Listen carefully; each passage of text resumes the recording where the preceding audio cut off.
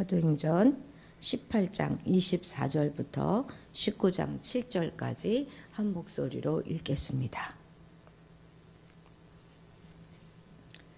알렉산드리아에서 난 아볼로라 하는 유대인이 에베소에 이르니 이 사람은 언변이 좋고 성경에 능통한 자라. 그가 일찍이 주의 도를 배워 열심으로 예수에 관한 것을 자세히 말하며 가르치나 요한의 세례만 알 따름이라. 그가 회당에서 담대히 말하기 시작하거늘 브리스길라와 아굴라가 듣고 데려다가 하나님의 도를 정확하게 풀어 이르더라. 아볼로가 아가야로 건너가고자 하므로 형제들이 그를 격려하며 제자들에게 편지를 써 영접하라 하였더니 그가 가매 은혜로 말미암아 믿은 자들에게 많은 유익을 주니 이는 성경으로서 예수는 그리스도라 증언하여 공중 앞에서 힘있게 유대인의 말을 이어가미러라. 아볼로가 고린도에 있을 때에 바울이 윗지방으로 다녀 에베소에 와서 어떤 제자들을 만나 이르되 너희가 믿을 때에 성령을 받았느냐? 이르되 아니라 우리는 성령이 계심도 듣지 못하였노라. 바울이 이르되 그러면 너희가 무슨 세례를 받았느냐? 대답하되 요한의 세례니라. 바울이 이르되 요한이 회개의 세례를 베풀며 백성에게 말하되 내 뒤에 오시는 이를 믿으라 하였으니 이는 곧 예수라 하거늘 그들이 듣고 주 예수의 이름으로 세례를 받으니 바울이 그들에게 안수하매 성령이 그들에게 임하심으로 방언도 하고 예언도 하니 모두 12사람쯤 되니라. 아멘. 오늘 먼저 본문에 들어가기 전에 18장 18절부터 좀 보도록 하겠습니다. 이게 주일날 본문인데요. 18장 18절부터 좀 보도록 하겠습니다. 중요한 지명들을 좀 지도를 참고해 하시면서 표시해 보시기 바랍니다. 예, 지금 고린도에 있던 그 바울은 우리가 11절까지는 주일날 보았잖아요. 주일날 말씀으로 보았습니다.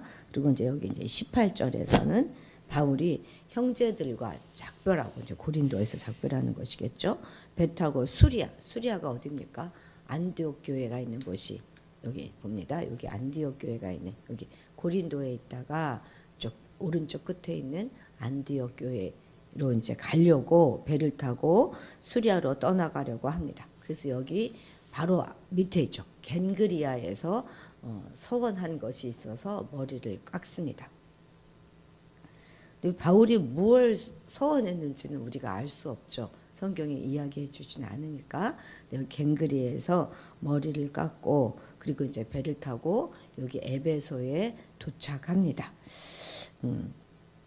그래서 에베소에서 사람들이 조금 더 오래 있기를 청하여서 막 붙잡는데 그런데 거기를 뿌리치고 그리고 여기서 배 타고 어디로 갑니까? 가이사라로 갑니다. 가이사라로 갔다가 다시 안디옥으로 올라가죠. 그게 18절 이하부터 나오는 말씀입니다. 근데 이 안디옥이 어디죠? 안디옥이 바로 이들을 파송했던 교회가 있는 곳이 아닙니까? 그 이제 선교 본부로 되돌아온 곳입니다. 그래서 여기 지금 18장 22절이 약 3년간의 전도 여행이 끝나는 그런 지점입니다. 여기 22절이. 그러니까 22절에 2차 선교 여행 끝 이렇게 기록해 놓으셔야 되겠죠. 성경책에다가. 그리고 23절이죠. 23절부터 6년여에 걸치는 전도 여행이 새롭게 시작되는 것이 바로 이 23절입니다. 그래서 얼마 있다가 떠나서 다시 여기 지도를 보시면 다시 이렇게 에베소에 와서 가이사라에서 안디옥으로 갔다. 여기 갈라디아와 저기 부르기아 땅을 돌아봤다 이렇게 나오잖아요. 그래서 23절부터 제3차 선교 여행이 시작되는 것입니다. 애매해서 구분하기가 좀 쉽지 않죠. 언제나 선교 여행의 마무리는 뭐냐면 안디옥 교회로 오는 거예요. 오면 끝나는 거예요. 거기가 2차가 끝나고 23절부터 3차가 시작됐다 하는 것을 우리가 좀 알아야 되겠습니다. 자, 그러면 우리 이제 23절 같이 읽어볼까요? 시작. 얼마 있다가 떠나 갈라디아와 부르기아 땅을 차례로 다니며 모든 제자를 굳건하게 하니라. 이제 여기 23절에 이제 3차 전도 여행이 시작되는 것입니다. 바울은 선교 여정을 늘 할 때마다 동역자들과의 만남이 있었어요. 1차 선교 여행 때는 마가를 만났죠. 그리고 2차에서는 이제 디모데와 실라 그리고 고린도에 가서 아골라 부부를 만났습니다. 그리고 3차 때는 이제 아볼로를 만나게 되는 것입니다. 그러니까 고린도에서 바울과 함께 했었던 아골라 부부가 에베소에 남아서 1년 넘도록 사역할 때 바로 이 알렉산드리아 출신 아볼로가 에베소에 와서 그들을 만나가지고 복음을 정확하게 배우게 되지요. 그렇게 준 사역자급인 이 아골라 부부를 통해서 바울의 아주 훌륭한 동역자 아볼로가 세워지게 되는 것입니다. 아볼로가 고린도의 파송을 자처하자 그들은 기꺼이 편지를 써주면서 추천합니다. 아마 고린도 교회는 바울이 떠나가고 난 뒤에 다양한 문제와 여러 가지 어려움에 도전하여서 굉장히 어려움을 겪고 있었을 것입니다. 이 에베소서에서의 그 아볼로의 이야기는 이제부터 펼쳐지는 바울의 그 에베소 사역의 예비적인 단계를 그 단계의 역할을 하고 있는 것입니다. 자, 이제 24절 오늘 본문이죠. 24절 같이 읽겠습니다. 시작. 알렉산드리에서 난 아볼로라 하는 유대인이 에베소에 이르니 이 사람은 언변이 좋고 성경에 능통한 자라. 아멘.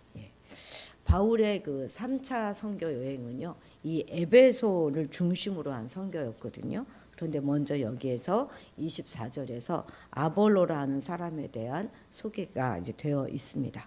알렉산드리아는 지도 먼저 좀 보여주시겠습니까? 예, 그 말고 그 밑에 지도 있죠. 다음 지도 있지 않습니까? 예, 알렉산드리아는 여기 있어요. 거기 앞 지도에서는 알렉산드리아가 표현되어 있지 않아서 알렉산드르는 애굽에 있는 나라잖아요. 이집트에. 알렉산드리아에서 태어난 그 사람입니다. 이 알렉산드리아 출신인데 알렉산드리아는 로마 전체 제국에서 로마 다음에 큰 도시예요.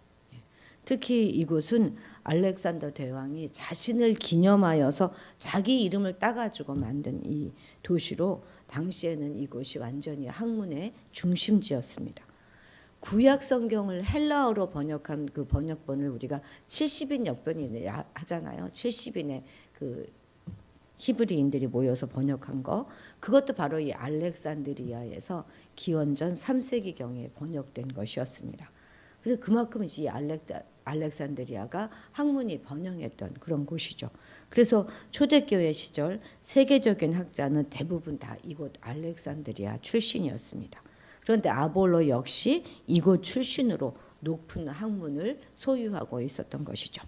게다가 그는 유대인이었어요. 그래서 어려서부터 성경을 배움으로 성경에 관한 지식도 아주 탁월하였습니다.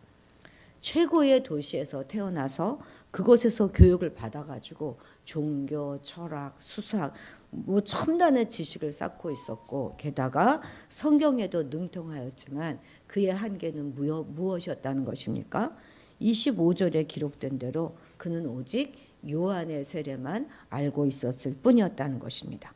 이는 구원에 있어서 겨우 문턱에만 도달해 있을 뿐 그 중심 외에는 도달하지 못했다 하는 것을 의미하고 있는 것입니다.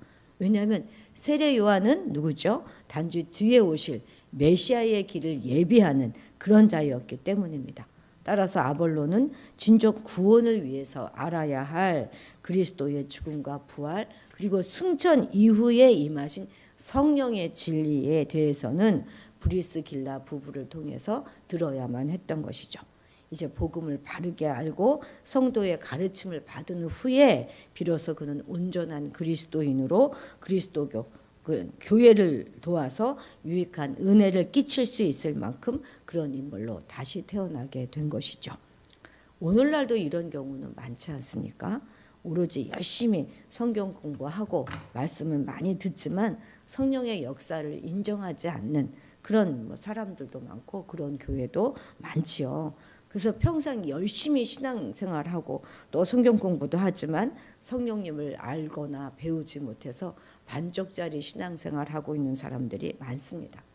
저도 젊어서 오랜 기간 동안 교회를 다니는 교회에서는 한 번도 성령님에 관한 이야기를 들어본 적이 없었어요. 제가 55살도 넘어서 겨우 이제 성남의 한 작은 개척교회를 다닐 때 그 교회를 통해서 성령님을 소개받게 되었습니다. 우리가 지나치게 성령님을 강조함으로 해서 신비만을 추구하는 것 그것도 굉장히 문제이겠습니다마는 성령님을 인정하지 않고 방언도 예언도 인정하지 않고 오로지 말씀만 강조하는 것은 바른 신앙생활이 아닙니다.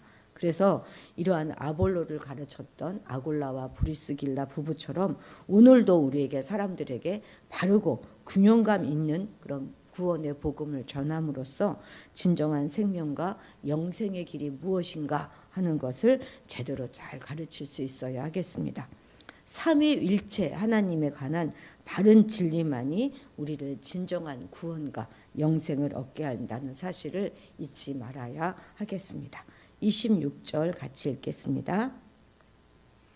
26절입니다. 그가 회당에서 담대히 말하기 시작하거늘 브리스길라와 아굴라가 듣고 데려다가 하나님의 도를 더 정확하게 풀어 이르더라. 아멘. 아마도 성령 체험을 통해서 영적으로 거듭났던 이들 부부는 아볼로의 설교를 듣자 곧 그에게 부족한 것이 무엇인지 하는 것을 깨닫고 그러한 그의 부족한 점을 보충해 주기 위해서 그리스도와 성령에 대한 더 완전한 지식을 아볼로에게 가르쳤던 것입니다. 같습니다. 이처럼 아볼로의 부족한 부분을 인지하고 그것을 가르쳤던 이 아굴라 부부도 굉장히 대단하지만 그들의 가르침을 순순히 받아들였던 아볼로의 겸손은 정말 우리가 배워야 할 모범이 아닐 수가 없습니다. 그는 세계적인 학문 중심지에서 태어나서 교육을 받은 당대 최고의 지식인이었어요. 뿐만 아니라 그는 회당에서도 늘 가르쳤고요. 이후에도 고린도 교회에 파송되어서 지도했던 전문 교역자였습니다. 반면 브리스길라 부부는 누구죠? 그들의 본업은 천막 제조업이잖아요. 그러니까 그들은 평신도였다는 것입니다. 이런 최고의 지성인이자 전문 사역자인 아볼로가 평신도의 가르침을 받는다는 것이 그리 쉬운 일이었겠습니까? 하지만 그는 겸손히 브리스길라 부부의 가르침을 받았습니다. 그리고 이런 가르침에 힘입어서 이후 교회에 굉장히 많은 유익을 줄 수가 있었습니다. 그런데 오늘날도 우리 주위를 이렇게 보면요, 이처럼 아볼로처럼 겸손하게 다른 사람의 가르침을 받으려고 하는 사람들은 극히 적습니다. 일반적으로 초신자일 때는 그래도 이제 자기보다 신앙의 연륜이 더 깊은 성도의 가르침을 열심히 듣습니다. 그러나 문제는 이제 그게 아니죠. 점점 신앙의 연륜이 쌓이고 직분이 높아지면 그런 사람들을 가르치는 것은 쉽지 않습니다. 어느 교회든지 처음 가게 되면 그 교회에서 하는 성경 공부 프로그램이 있어서 거기에 들어가야 하는데 어떤 이들은 나는 이제 누군가를 가르쳐야 될 그런 단계이지 더 배울 단계는 아니다. 그리고 극구 부인하는 성도들도 있죠. 우리가 뭐 권사나 안수집사 이런 임직식을 앞에 두고는 일정 기간 또 성경 공부를 새롭게 다시 하는데 다시 하라고 하면 막 자존심을 상해하면서 차라리 내가 임직을 받지 않겠다 이러는 사람들도 우리가 보지 않았습니까? 예. 대부분의 성경 공부들은 일방적으로 이렇게 막 공부를 배우는 것이 아니라 나눔을 하면서 이렇게 공부를 하잖아요. 오래 신앙생활 하신 분들이 함께 그 성경 공부를 하면서 자신이 여지껏 경험해 왔던 그런 뭐 간증이나 깨달음 같은 것들을 간간히 나눠주면 얼마나 그 성경 공부가 더 풍성해지겠습니까? 그리고 또 젊은 사람들의 새로운 시각도 들어볼 수 있고, 그래서 서로에게 참 유익한 시간이 되는 것입니다. 우리는 말씀을 가르치고 배움에 있어서 먼저 이 아볼로와 같은 겸손함부터 배워야 하겠습니다.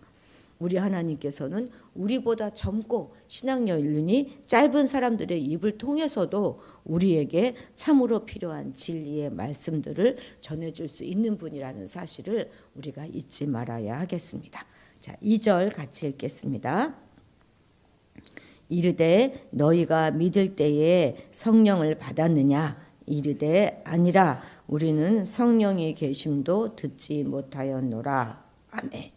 이제 바울도 이제 똑같은 일을 경험하죠. 이제 바울도 그가 만난 에베소 제자들을 이렇게 보니까 그들이 비록 그리스도는 믿고 있었지만 어딘가 정상적인 그리스도인들하고는 구별이 되었기 때문에 이런 질문을 하였을 것입니다. 너희는 성령을 받았느냐? 이렇게 질문한 것은 성령 충만했던 바울이 보기에는 이들 제자들에게는 뭔가 좀 부족한 점이 있었기 때문일 것입니다. 즉 예수에 대해서 알기는 아는데 무언가 불안할 뿐만 아니라 증거나 삶에 아무런 힘도 능력이 또 나타나지 않았던 것이겠죠. 그의 생각 그대로 에베소 제자들은 성령의 임재는커녕 성령의 존재 자체도 알지 못하고 있는 그런 상태였습니다. 누구든지 참다운 그리스도인이 되려고 하면 반드시 성령의 임재를 체험해야 하는 것입니다. 성령이 없는 그리스도인들은 명목상의 그리스도인들이고 참된 그리스도인은 아닙니다. 그들에겐 그래서 삶의 능력이 나타나지 않습니다. 실제로 예수님의 제자들만큼 주님을 잘 알고 있는 사람이 또 있었겠습니까? 그런데도 불구하고 나약하고 겁쟁이 같았던 제자들, 주를 3번씩이나 부인하고 그리고 죽음이 두려워서 도망치기에 바빴던 그 제자들은 주님의 말씀처럼 오순절날 성령 감림을 체험하자 전혀 다른 사람으로 변하여서 능력과 이적을 행하면서 복음을 전할 수가 있었지 않습니까? 그래서 우리들은 단지 그리스도를 알고 믿는 것으로 만족하지 말고 에베소의 제자들에게 물었던 사도 바울의 그 질문을 우리 자신을 향해서 다시 한번 물어봐야 하겠습니다. 그리하여 간절한 기도와 사모함으로 성령의 임재를 구하시고 늘 그 능력 가운데 살아가시게 되기를 바랍니다. 저도 성령을 체험하기 전에는 뭔가 제게 참 제 자신에게 답답함을 참 많이 느꼈습니다. 신앙이 이게 다가 아닌데 뭔가 더 있을 텐데 늘 그런 생각을 참 했어요. 늘 내 신앙이 거기서 거기인 것이 답답했습니다. 그런데 그것이 성령의 역사를 체험하지 못해서 그런 것이다 하는 것을 생각하지 못했어요. 왜냐하면 늘 저는 지적인 교회만 다녔기 때문에 그랬습니다. 그래서 뭔지는 모르지만 주님 제 신앙을 좀 업그레이드 시켜주십시오. 이거 말고 좀 더 깊이 들어가게 해주십시오 하고 오랜 시간 기도했던 것 같습니다. 그런데 어느 날 갑자기 강권적으로 작은 개척교회로 옮기게 되었고 그것을 통해서 성령님을 체험하게 되었습니다. 우리가 성령님과 동행하게 되면 지금까지 나약하기만 하던 우리에게 새로운 생명과 능력의 차오름을 경험하게 될 것입니다. 또한 지금까지는 그저 기름 떨어진 차를 그냥 뒤에서 미는 것 같았던 우리들의 천국 여행이 기름을 가득 차온 채를 그냥 운전하고 몰고 가는 것 같은 그런 기쁨으로 바뀌게 될 것입니다. 실로 성령의 임재를 늘 체험하는 사람만이 정상적이고 능력 있는 그리스도인의 삶을 살아가게 될 것입니다. 오늘 하루도 보다 깊은 성령과 동행하시는 하루가 되시기를 축복합니다. 그리고 제가 또 한 장 드린 이 지도에 이건 2차 전도 여행을 딱 요약해 놓은 지도입니다. 한번 집에서 자세히 한번 보시면 그동안 우리가 나누었던 것들이 기억나시고 또 도움이 되실 것입니다. 자, 기도하시겠습니다. 삼위일체 하나님, 우리에게 바른 믿음을 허락하여 주셔서 어느 한쪽으로 치우치는 것이 아니라 성부, 성자, 성령의 바른 신앙을 가진 그런 성도로 살아가게 도와주옵소서. 늘 성령님의 동행하심을 통해서 나약하고 부족한 믿음의 삶이 아니라 능력 있고 담대한 믿음의 삶을 살아가게 하시고 우리 앞에 놓여 있는 모든 환난과 역경을 잘 딛고 일어나 힘 있는 신앙생활을 할 수 있도록 도와주옵소서. 그래서 우리로 하여금 많은 자들을 옳은 신앙의 길로 인도하는 그런 자들이 되게 하옵소서. 우리에게 아볼로와 같은 겸손을 허락하여 주셔서 성경의 그 깊은 진리는 더 많이, 더 깊게, 더 넓게 배우고 탐구할 수 있도록 도와주옵소서. 우리의 신앙을 한 단계 더 업그레이드 시켜주셔서 이전에 보지 못했던 것들을 보게 하시고 이전에 깨닫지 못했던 것들을 더욱 깨달아가는 우리가 되게 도와주옵소서. 감사드리며 예수님의 이름으로 기도드렸습니다. 아멘. 아멘. 먼저 내일하고 모레 이틀은 새벽 기도가 없습니다. 제가 개인적인 사정으로 새벽 제단을 지키지 못할 것 같습니다. 각자 있는 자리에서 기도해 주시기 바랍니다. 오늘 우리나라를 위하여 기도하는 날이고요. 같이 기도해 주시고 또 우리가 이제 사랑의 헌금을 시작하기로 했는데 그런 사랑의 헌금을 통해서 구제에 최선을 다하는 그런 교회가 될 수 있기를, 정말로 필요한 자들을 잘 도울 수 있는 그런 교회가 될 수 있기를 위해서 기도해 주시기 바랍니다. 오늘은 특별히 남나진 집사님 가정을 위해서도 기도해 주시기 바랍니다. 영육간에 많이 지치고 힘든 과정 가운데 있으니 그 과정 가운데 온전한 회복이 일어날 수 있기를 위하여 기도해 주시기 바랍니다. 그리고 오늘 오숙한 권사님 허리 시술 받으시는데요. 그 모든 것도 신속하게 잘 정확하게 받고 그리고 좀 허리의 통증도 이제 그만 사라지고 그리고 빨리 회복하고 요양원에도 잘 적용할 수 될 수 있도록 기도해 주시기 바랍니다. 우리 주님의 이름을 크게 부르고 기도의 자리로 나아가도록 하겠습니다. 주여!